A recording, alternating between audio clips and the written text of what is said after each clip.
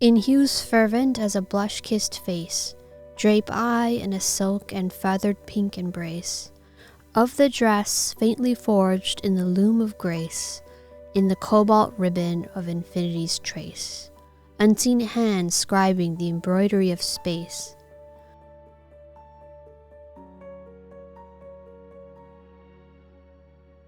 Gold birds orbit a hypnotic dance in a cosmic whirl of sundrenched circumstance, soaring beneath the cobalt's expanse, flame-bodied and palpitating with chance, woven from the divine golden gossamer of romance.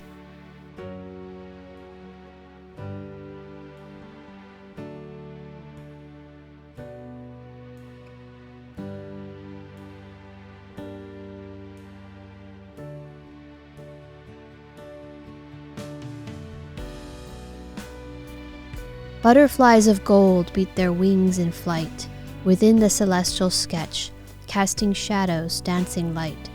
The vivid hues of apocalyptic sunset, yet contrite, seem insignificant compared to her solitary sight. Petals poised pink and white, laughter of nature in falling delight, whirl in the breeze of this endless night. In the wilderness of cobalt blue, they ignite.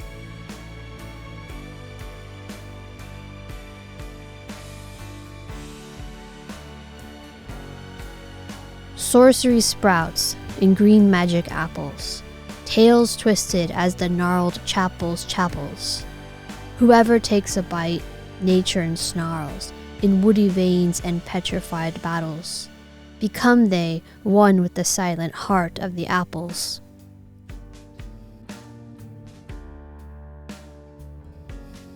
Green apples, seeped in magic's forbidden might, dangerous, drenched in seductive insight, turn the untamed to a forest despite their yearning to remain in human sight.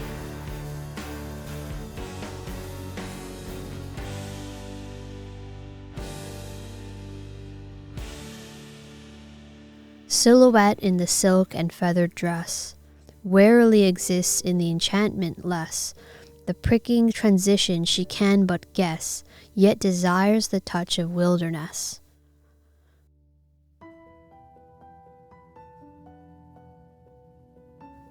What cosmic whim of the divine architect makes us yearn for that which will deject? Yearn she does for the apple's effect, her pink silhouette against the cobalt, perfect, poised on the cusp of imminent dialect.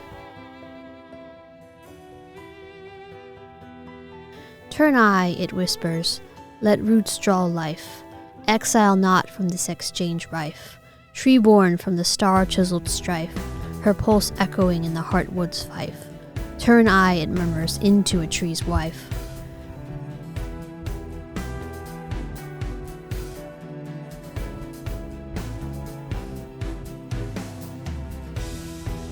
In the silk and feathered pink, amidst the burgeoning celestial ink, under the gaze of the edge's brink, turns she to wood from flesh and link, caught in an everlasting blink.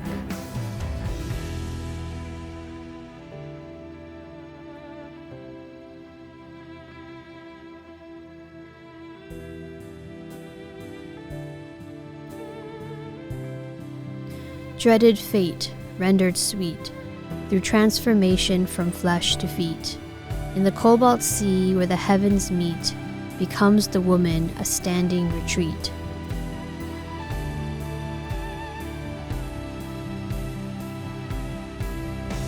Starlight reflected in crystallized bark, echoes of laughter dimmed in the dark, her form solidifying under the lark, the woman now a timeless watermark.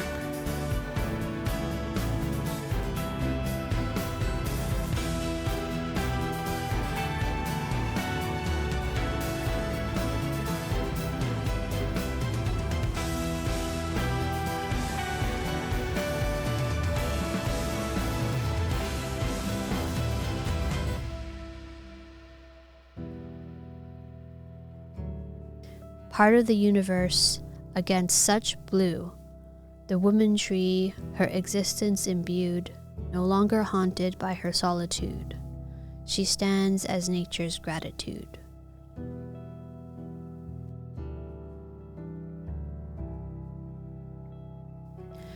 Golden birds orbit a hypnotic dance, in a cosmic whirl of sun-drenched circumstance, soaring beneath the cobalt's expanse, flame-bodied and palpitating with chance, woven from the divine golden gossamer of romance.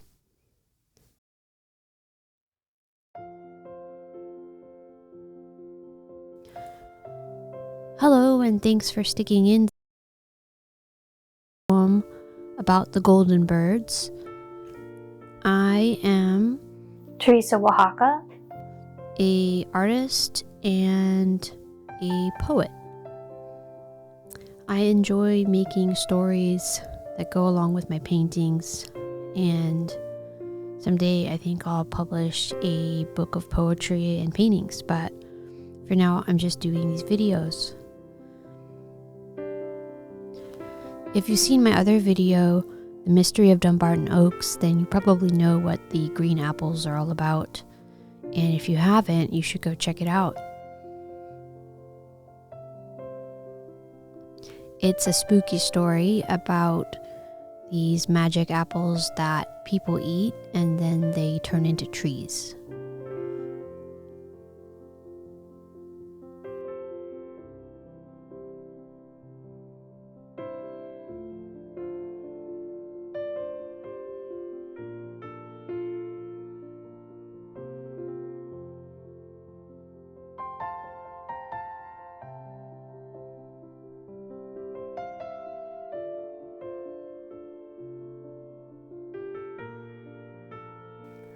hello, and welcome to my studio here. I am an artist and I am working in oil paint primarily. These are two of the paintings that I've just finished. I call this one Montaigne Blue, and this one is called The Golden Birds. The pieces came about individually, but they both have a little bit of the fairy tale element to them, and I've been writing a little bit of poetry that corresponds with some of the imagery that I find in the work. It's been a very interesting process because I come up with the painting and then I try to think about it, and the imagery evokes stories to me while I do filmmaking in the woods. And then later, the extra imagery, if you will, that's generated from the filmmaking and the poetry that doesn't quite fit in with the original painting finds its way into successive works, successive poems. And so it's just this spiral of creativity that just keeps happening.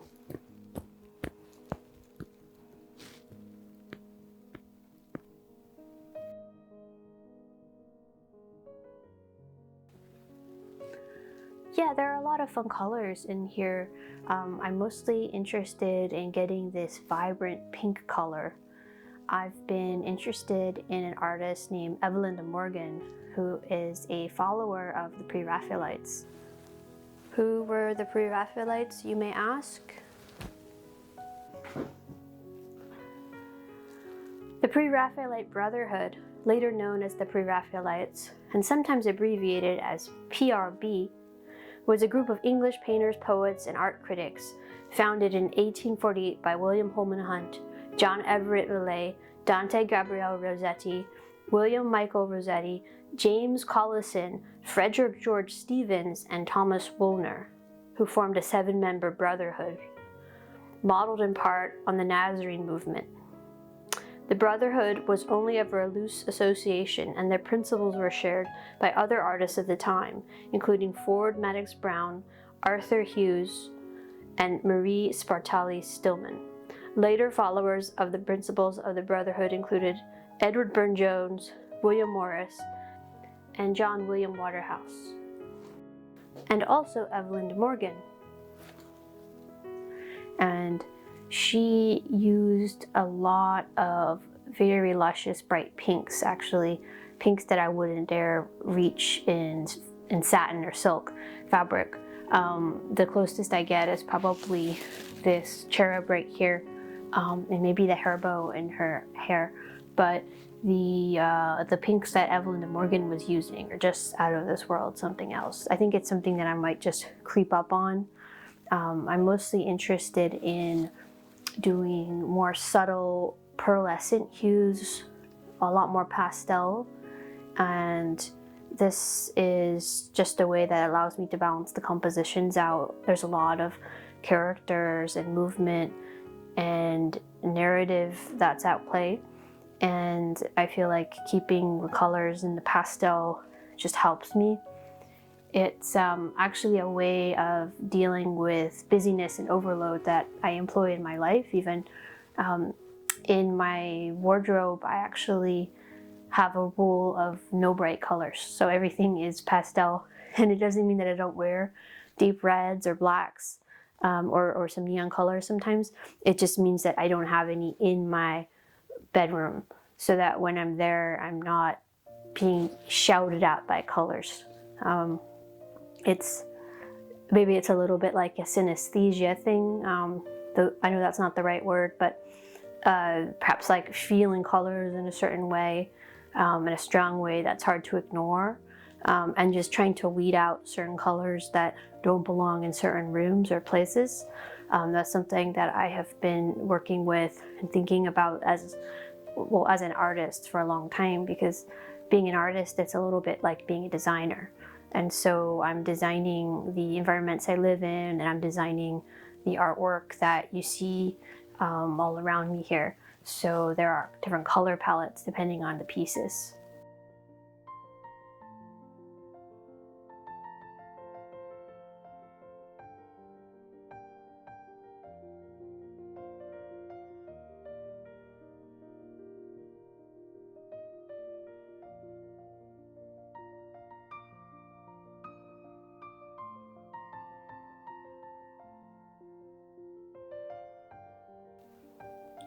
So this painting on my right is called Mantegna Blue, and I named it that after the painter Andrea Mantegna. Andrea Mantegna, born in 1431, was an Italian painter who was a student of archaeology and a son-in-law of Jacopo Bellini. So these are two of my favorite artists. And one of the things that almost always strikes me about these early Italian paintings are the treatment of the backgrounds, which are often just lapis lazuli or like an ultramarine blue, just painted flat. And it's just very calming on the eyes and very beautiful to look at. So after purchasing some books on Bellini and on Mantegna, I noticed the bookbinding, they had chosen a certain blue that they took from some of the skies, and I thought I should start doing paintings with blue backgrounds. So that's what you can see on either side of me. Sometimes I use the pure lapis lazuli, but I actually find that using modern pigments gets me a little bit of a brighter blue. So that's what I've done here. They're both a little bit different, and they have a different mood and cast to them in their difference, which I like. I mean, this one's more of like almost a navy blue. It's a cobalt blue with ultramarine, French ultramarine glazed over it. And so it's just very radiant. And this one, I don't even remember what I did, but I'd say there's a great deal more cerulean in this one over here.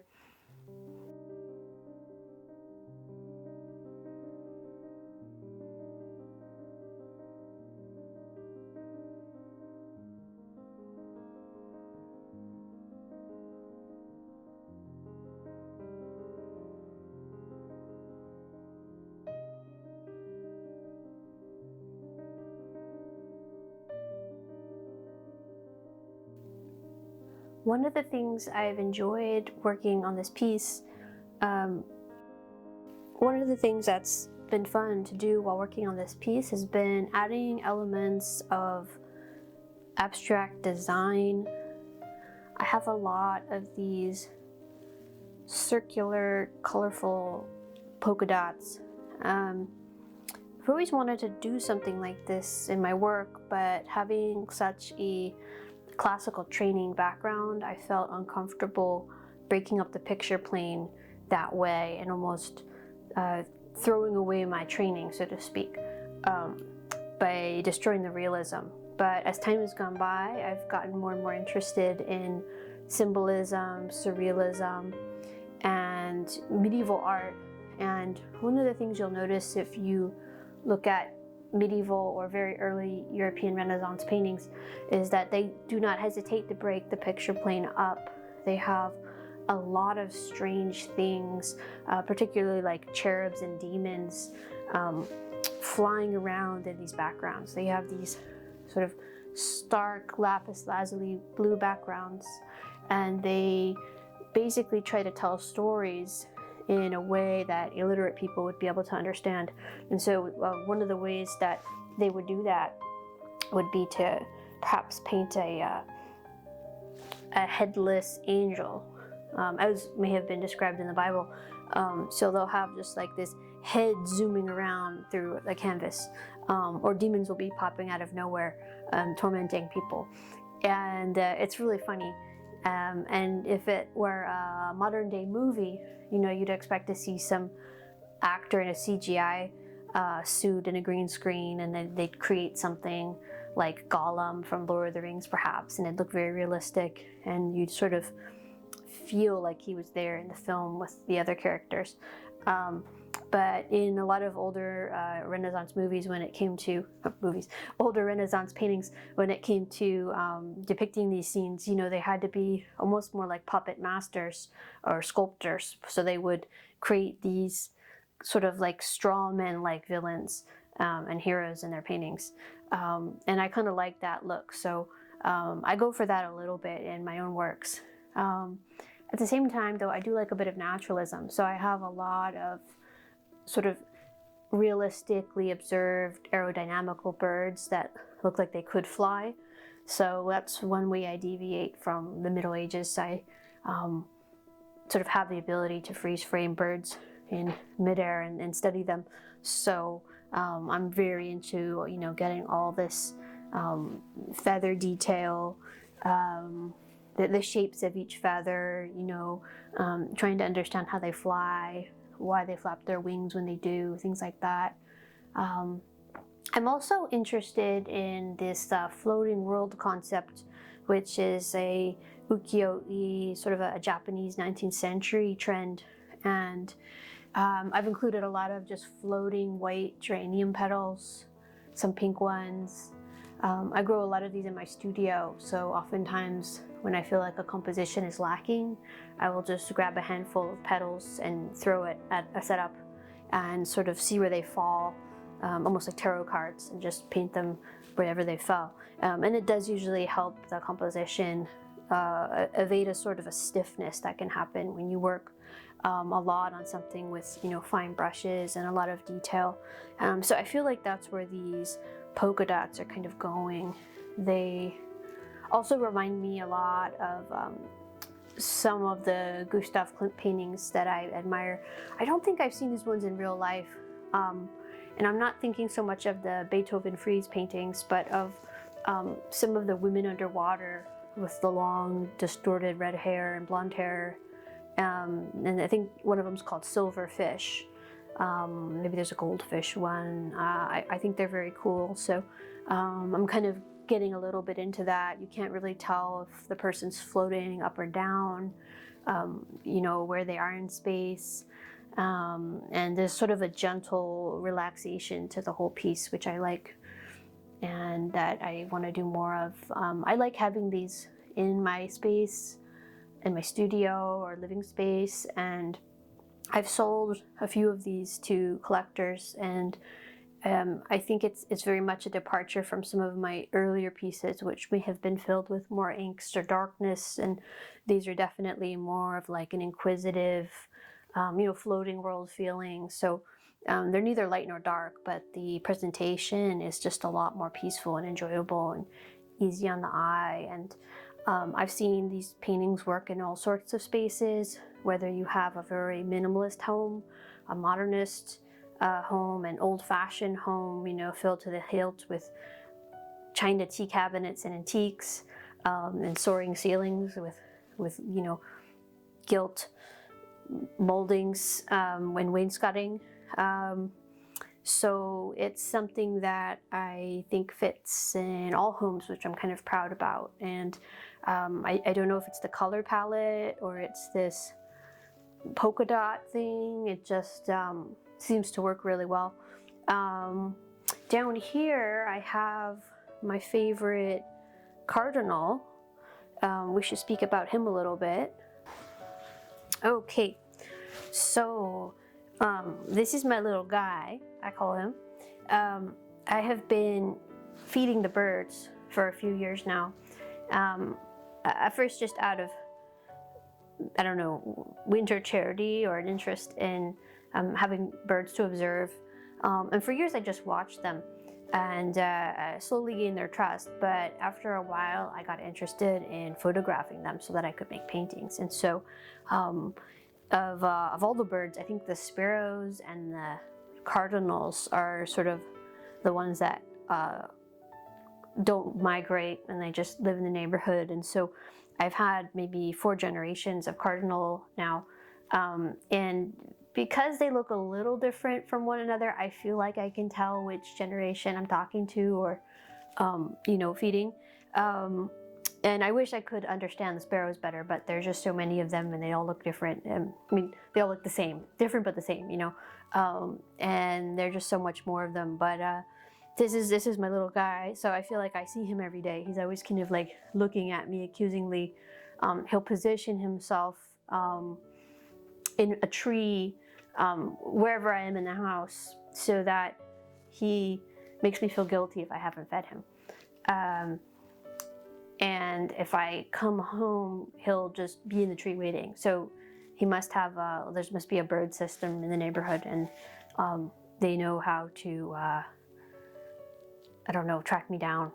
But it's a lot of fun. So this is one of my photographs. And of course, like I like to go to the woods a lot, and I go on runs, and I see a lot of other cardinals besides my cardinal. And while those are not as friendly, you know, I kind of see them running off through the trees and looking suspicious at me as I watch them. And they're just nice. It's like this pop of red in this sea of green, because we have very lush summers here, almost subtropical in Virginia. And so these cardinals are just like a sight for sore green eyes after a while.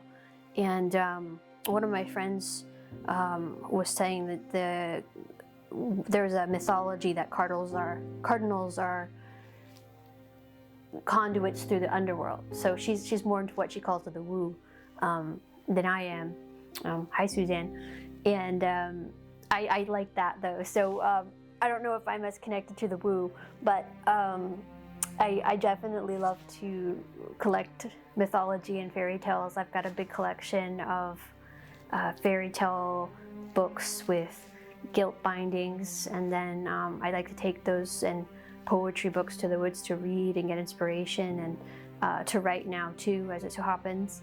And I've also been listening to a lot of Joseph Campbell on headphones when I walk as well. So anytime I pick up some kind of mythology that kind of pertains to something I've been working on, I kind of alight on that and I start to work with that, both in the paintings and in the poetry.